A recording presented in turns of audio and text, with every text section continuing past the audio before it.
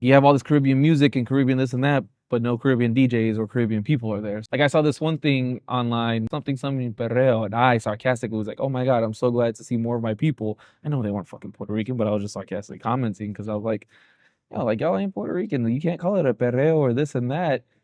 And That's like Sweet Baby Ray's barbecue sauce. yeah, yeah. Think.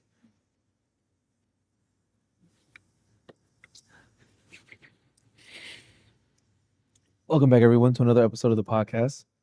We pull back the curtain, give you some insight on what goes on behind the scenes of your favorite bar and restaurant. I like to call that the industry perspective. What's that? Is that copyrighted music? Yeah, so Oh. there's a certain part that I want to get to.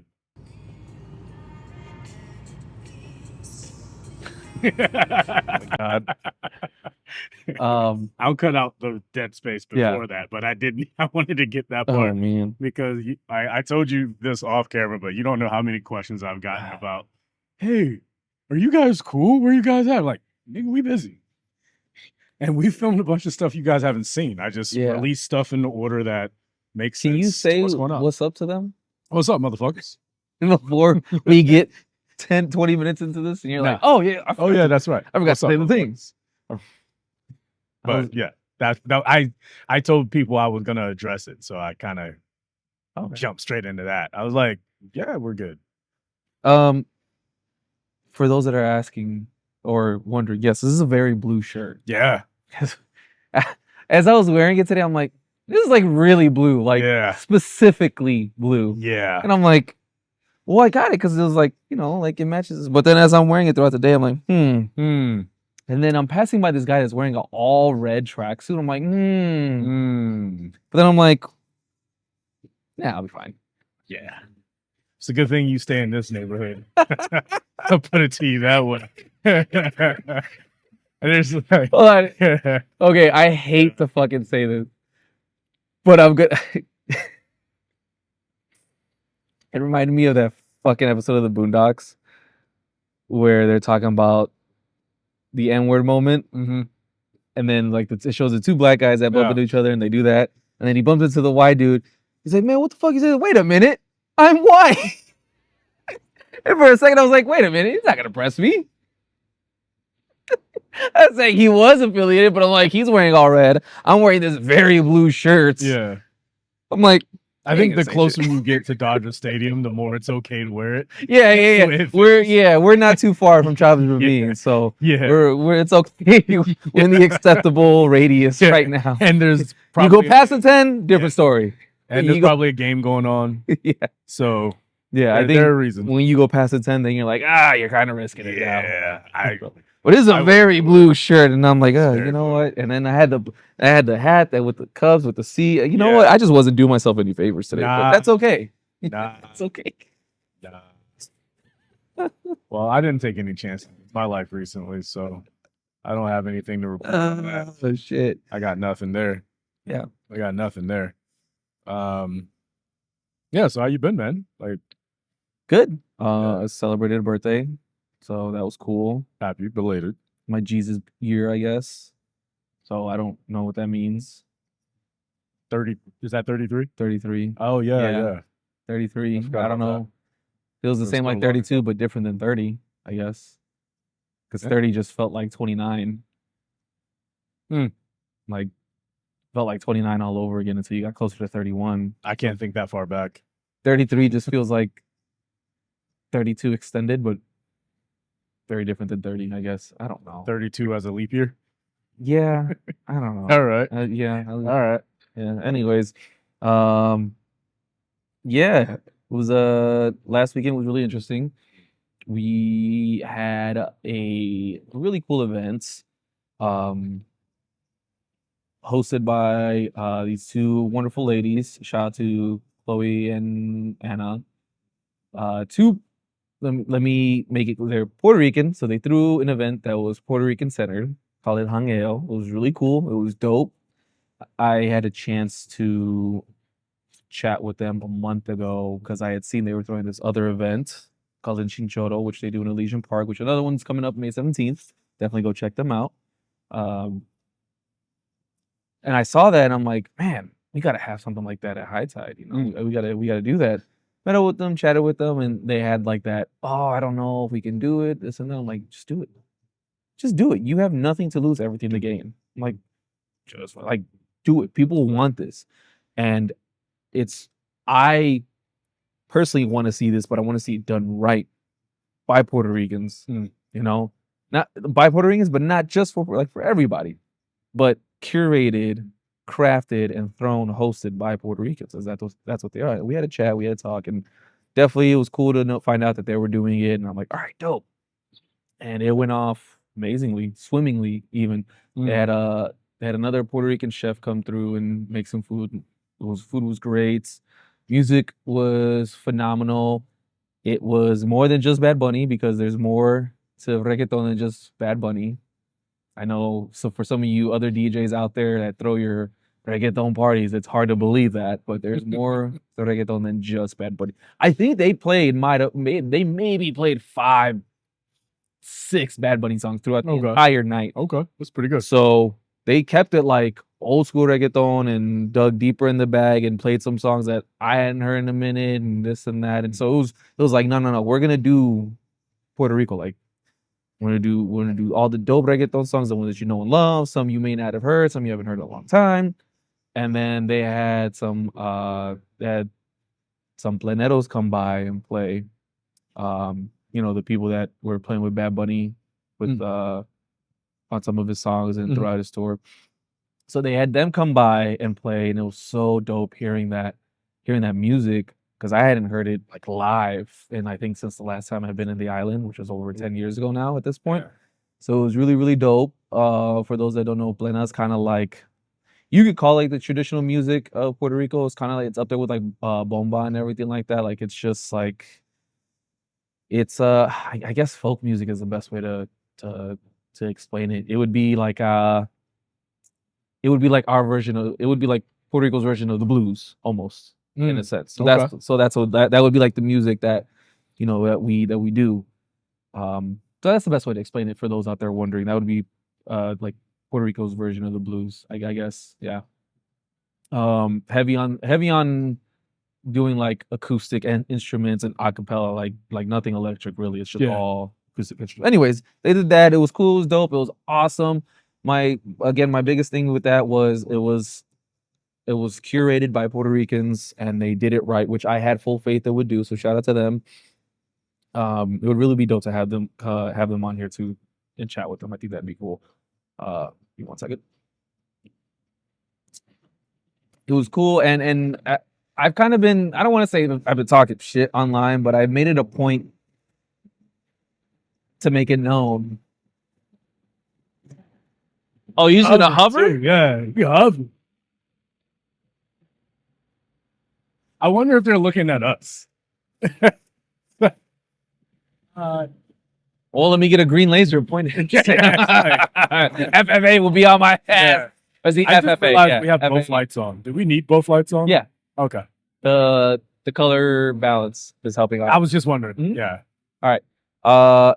I have made it a point online to express my opinion of how irritated I am that there are many parties throughout LA that use Puerto Rico, use reggaeton, use the buzzwords of reggaeton, Puerto Rico, Boricua, Bad Bunny, and all that to promote and sell their events, which I wouldn't really have a problem with if you had some Puerto Ricans there.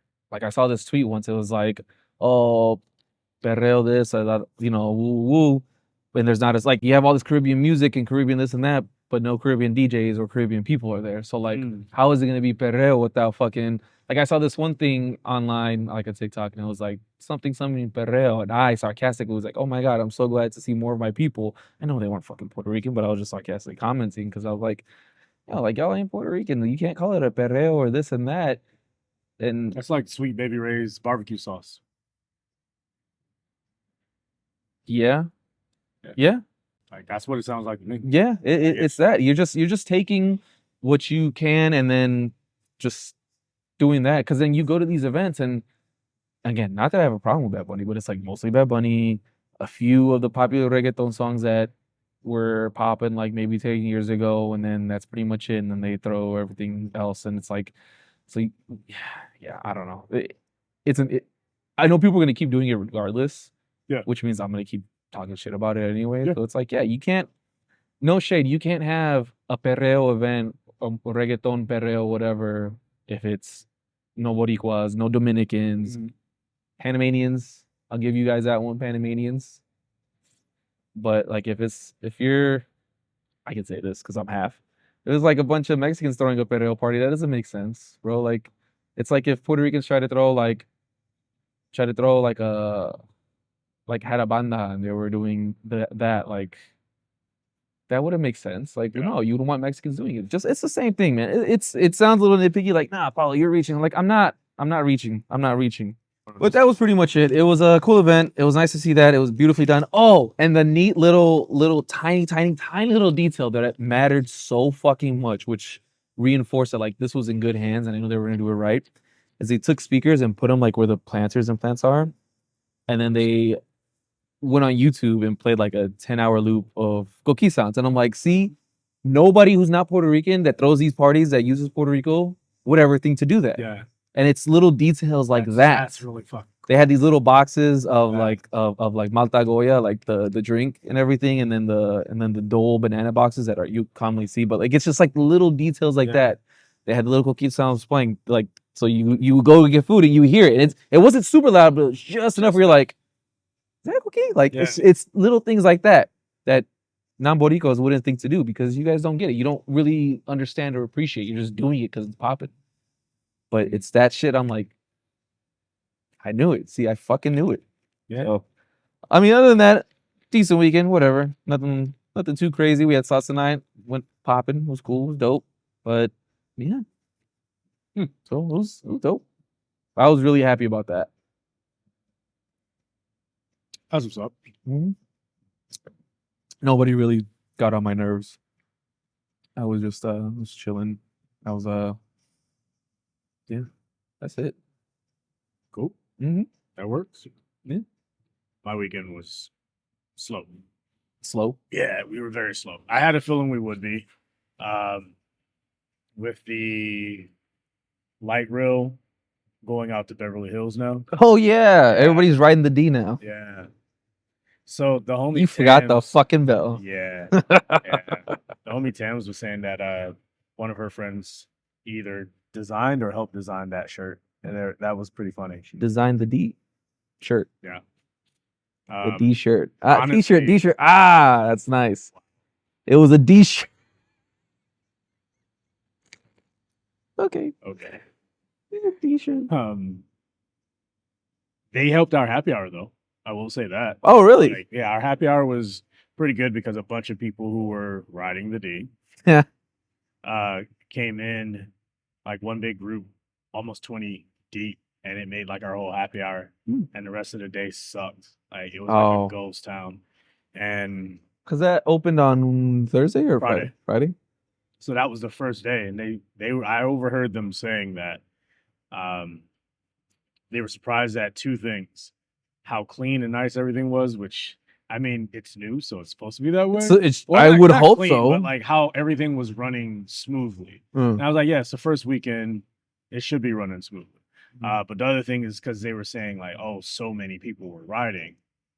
And I'm like, yeah, they can now like go to an area that you really couldn't get to before without driving. So or the bus. Just don't go.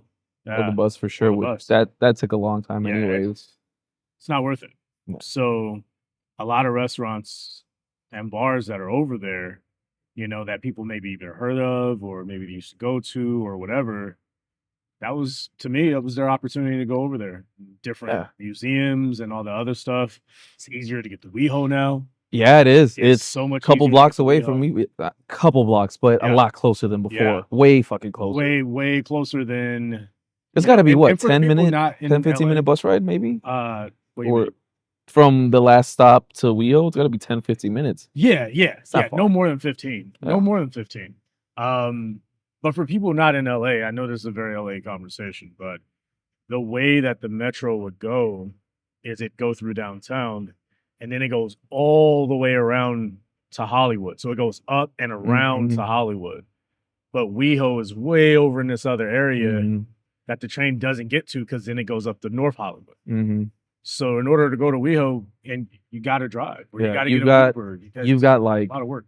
I don't know how many miles between the yellow and the red line, but you look at the map and it's like they're literally like this. And you've got all this space where there's no other line that cuts in there. Like even just one line cutting in there would reduce so much of that flow and people having to take the buses and stuff. And now people can ride the D for a lot longer. It's not a short ride on the D. You know what? I just realized. Well, the bell is in there. Because I brought the backup bag. Ah, god damn it. When you stay ready, you ain't got to get ready. But yeah, I saw somebody for perspective though. Yeah. What were you gonna say? Oh, I was gonna say I saw a video that said, "Oh, me and my boyfriend riding the D, this and that, blah blah. We were most excited to ride on the elevators before they started smelling like piss." Yeah. And I'm like, "Damn it! Yeah. It's probably too late now." Yeah, that happened to me when I went to court the other day. I was leaving court, and on the way back, I was like, you know what? I got a long morning. I'm not climbing all these goddamn steps because the escalator was out. I was like, no, I'm not doing it. I'm going to take this motherfucking elevator. And had to wait for that motherfucker to come down. And when it did, I was one of the 7 people that got on. And as soon as I walked in, I was like, you know, I'm not going to regret it. But I could have took the stairs. That smelled like all of us. It was so quiet. It was so quiet. Punching your nose. I'm like, Everyone was just looking down and pretending that it didn't smell the way it smelled. Pretending. That is a skill to pretend. It was. It says, holy shit, the intrusive thoughts. I'd be like, who farted? Bro, that was crazy. I wanted to crack a joke, but I didn't want to breathe. I didn't want to open my mouth. I was like, yo, the less I breathe in this elevator, the better it is for everyone. But for perspective, we just went to Andy's a month and a half ago or whatever, and we said, oh, it takes us a little over an hour to get here. Now it takes 30 minutes. Damn. It'll take 30 minutes. So is that where you went after? I'm gonna come find that motherfucker. I'm telling you right now. Is that where you went after? No, I mean, I still haven't gone over there. Oh, okay. I still haven't taken the train yet. That was last weekend. And like I said, it affected my weekend to where I was so tired and I had personal shit going on Monday. That just, my whole week, my last few weeks have been a bit of a blur and the business has been up and down. But the thing I've noticed the most is, you know, everyone's feeling it right now. Everyone's a lot slower than they want to be. I think we're all kind of just hanging on for World Cup. I think that's what we're all kind of banking on, really. Yeah. I know a lot of business is going to go to SoFi, but people got to stay in these hotels. People got to find places to. I mean, even by where I'm at, people are going to have to. There's going to be a lot more people here. So there's wherever it's too packed, we're going to get the overflow, the spillover. You know, at least that. Hopefully in downtown, we got it. Downtown's definitely got to be popping. Ain't no way everybody's gonna stay all the way over there or all the way in SoFi. It's gonna be so expensive to stay over there, and they're gonna be booked already. Yeah. So people are gonna have to either stay between here to Hollywood, maybe. Hollywood's probably as far as they'll go. Yeah, I mean, no, I wouldn't want to go any further than that either. But Santa Monica, that's not too far actually. It's not too far because depending on where you're staying or what you're doing. I was just gonna say that I feel that while this summer will be more lucrative than the last few summers because of the World Cup, I do feel that all of California, but especially Los Angeles, really fucking shit the bed on this. Like, it's not gonna generate nearly the amount of revenue it could have. No, because too many greedy people are so busy trying to stuff their own pockets And not to mention the fear of the frozen water brigade, as I call them. Yeah. Yeah. Well, I mean, yeah, there's the fear of that, which is keeping a lot of people from visiting this country, um, along with other things.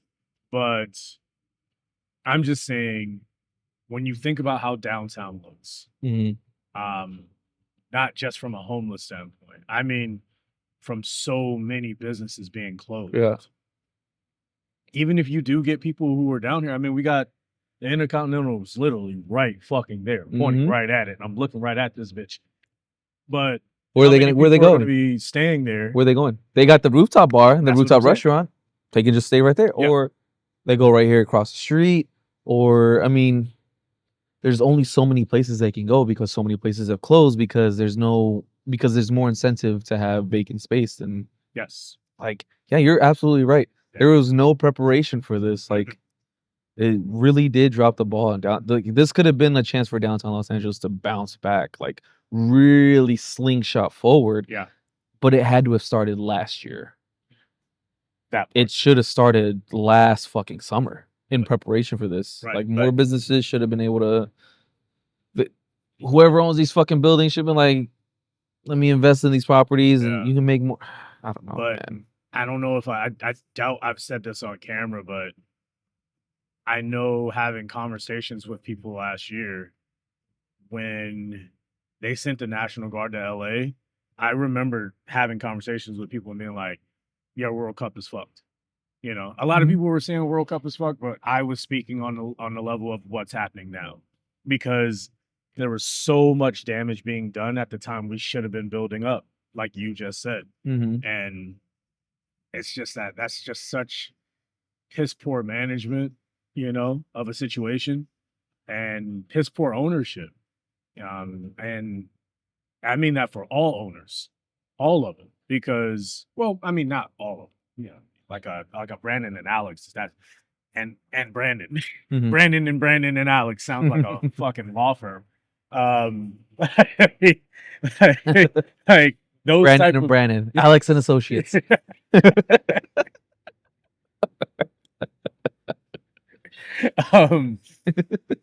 like owners like that, you can't fault them. They're right there in the trenches with it. Yeah. But you know, certain owners and, you know, certain people who are above them in ownership of like the land and fucking the buildings and stuff like that, they're so short-sighted because they believe that they're always right because they're rich. And it's like, no, you're just ahead of the game. And being ahead of the game isn't always because of how smart you are. Sometimes it's luck. Sometimes it's because of the hard work of others that help prop you up. And sometimes it's just because you're a fucking sleazebag. Yeah. I'm not trying to, you know, pick what it is, but I'm just saying those traits aren't great for building business and building community and bringing the world together, because that's what LA should have been doing. Getting the World Cup is supposed to be about bringing the world together to compete and have a good time. And instead, our country has been saying, nah, fuck you, America first. But bro, it's Ricky Bobby, bro. If you ain't first, you last. Yep. And then his dad tells him at the end, he's like, hell, man, I was high on peyote when I said that. Like, why are you judging your whole life based off of that? Like, come on, man. Like, you need to think a little bit further. If everyone is a customer to you, eventually you're gonna run out of customers. That's just how it is. Yeah. You know, like I've been noticing this system of the people at top wanting more money, but wanting to pay less money off of their profit, and wanting to cut jobs to increase their profit. But if you keep cutting all the jobs, who's going to buy your shit? Nobody, because ain't nobody got no fucking money. No one has a job. You talk about wanting to boost the economy, and then an airline goes out of business. 17,000 jobs, 17,000 people around this country are now looking for a job like that. The job market was already low. And do you think there's 17,000 positions within aviation? Bro. Currently? Is there? No. Probably not. Absolutely not. Probably fucking not. I had a pilot at my bar. That's where I was kind of going with Oh this. shit. Like I had a pilot for Delta at my bar the day after Spirit Airlines shut down. Oh. And we were having a conversation. He was like, dude, because I asked him, I was like, man, I was honestly wondering. I got, a friend or two who work at airports, but they're like TSA and stuff. To talk to a pilot was different. Because I was like, how do you feel about this? He was like, he had that nervous smile of like laugh of like, dude, this is wild. I've never seen anything like this. Cause he's like, I have friends in the business that I see around the world or around the country that I don't know if I'm ever going to see them again because now their job is gone. Yeah. And now I'm wondering, are they okay? Are their families okay? Because they had a job and now they don't. And he's like, I don't know what I would do if that happened to me. I got a wife and kids. And I was just like, fucking bro, like people don't think that far ahead. And for perspective again, that's like, and I mean, I'm gonna knock on wood here. I'm not a superstitious person, but for anyone out there, I don't want it to sound like I'm like cursing them, but that's the equivalent of all of the intercontinental hotels shutting down at once. Mm-hmm. All of those people lose a job. We're sitting here telling you that our economy is fucked. The restaurant business is fucked. There aren't 17,000 jobs for people in the service industry. I mean? We're already living paycheck to paycheck, just like the people who are working at Spirit Airlines, man. So, yeah, I think we're going to do okay. Like, we'll be okay because we're in okay positions, but we dropped the ball, man. We should have been making so much more money. Yeah. Yeah.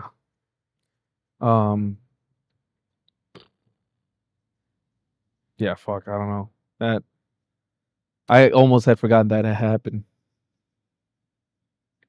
Shit. Oh, the Spirit? Yeah. Thing.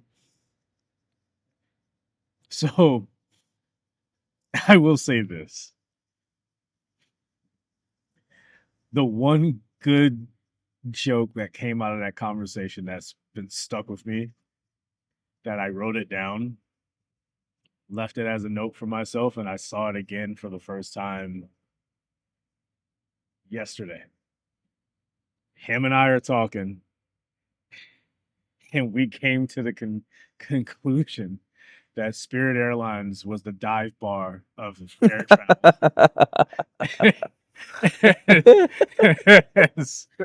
Oh my And god. I was like, dude, imagine if your favorite dive bar was just gone tomorrow. Yeah. Just gone. Your favorite bar. Like, was it the best? No, but it was your fucking bar. Yeah. You knew people who worked there. You knew how much a beer or a shot reliable. or whatever. What did they have? 30-something years with no crashes or whatever? Something like that. Had a perfect record? Yeah. Damn. I mean, you have to when everyone's watching your grades. Yeah. You're the cheapest. You can't afford to fuck up. So I get it. But shit. Excuse me. Like I thought of how Eli was saying how like, oh, I worked at a place and then it was just closed one day. Like, show to work and just sorry. Close indefinitely. Yeah. Like, oh shit. Some people were on a plane when they found out. Do you think they probably didn't know till like that same day, right? Because I saw videos. The email went out in the morning before people were going back to work. So it happened like when all the flights are kind of shut down for the night. And in between that window, they sent out an email blast of like, hey, we're bankrupt and effective immediately. Yeah, it was like me giving a 2-week notice. By the time you've read this, it's already too late. It was like, so I'm wondering, like, did those people that are working like the flight attendants and everything, are they gonna get their last paycheck, or like the flights that they on? Like, I would have been like, well, if you're bankrupt, then I'm not going to work. Bro, they even shut down customer service. They don't have any work. Like I'm saying, like people thought they were going to be flying one day, and then there were no more flights. It wasn't like they were like, hey, we're shutting down. We're going to honor the last few flights. It was like chains on the doors. You can't Good luck. A reservation for dinner, and they're like, no, chains. Oh shit! Imagine the people that went on vacation with Spirit, and then we were returning flight. That's like, hey, yeah, bro, we got no planes. Yeah, but I'm supposed to. There's no plane. There's actually no pilots. Actually, what am I doing here? Here, you take here. To give him the fucking vest. Like here, you here. Figure it out. Yo, you fly the plane, Here's the keys. Lock up. bro. Oh Right. shit. Man, that's some soul plane type shit right there. Seriously. You know what? I feel like with the right guidance, I could fly a plane though. Huh? I feel like with the right guidance, I could fly a plane. I can do it.